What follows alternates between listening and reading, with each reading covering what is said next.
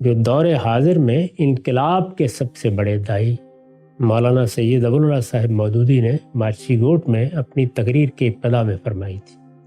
اس وقت مسئلہ یہ تھا کہ کیا پاکستان میں ہم انقلابی طریقے اختیار کر سکتے ہیں، اس پر انہوں نے گفتگو کی ہے اور یہ کہا کہ نہیں، یہ شرعاً ہمارے لیے اب جائز نہیں رہا۔ یہاں دو ہی راستے ہیں، یا اطمینان سے گھر بیٹھیے اور یا سیاسی جماعتیں بنائیے اور سیاسی طریقوں سے حکومت کے نظم میں اگر کوئی خرابی ہے تو اس کی اصلاح کرنے کی کوشش کریں، اور اگر اس کو تبدیل کرنا ہے تو اس کا راستہ بھی یہی۔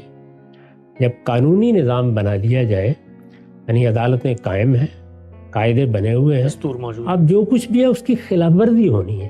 خلاف ورزی بڑی بھی ہوتی ہے، خلاف ورزی چھوٹی بھی ہوتی ہے، خلاف ورزی بدنیتی سے بھی ہوتی ہے اور نادانستہ بھی بعض چیزیں ہو جاتی ہیں۔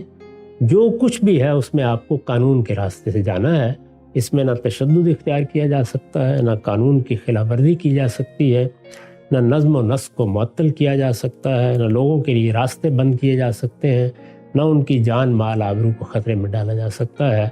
اس میں ایک ہی راستہ ہے آپ کے پاس، اور وہ یہ کہ جو قاعدے طے کر دیے گئے ہیں ان میں بہتری کی بھی کوشش کرتے رہیں، لوگوں کے شعور کو بھی بہتر کرنے کی صحیح کریں۔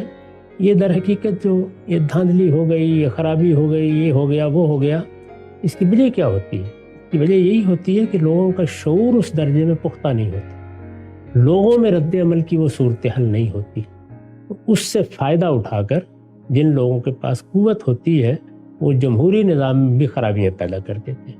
ان خرابیوں کے بارے میں توجہ بھی دلائی جائے گی، ان خرابیوں پر تنقید بھی کی جائے گی، ان کی اصلاح کے لیے لوگوں کو بھی توجہ دلائیں گے۔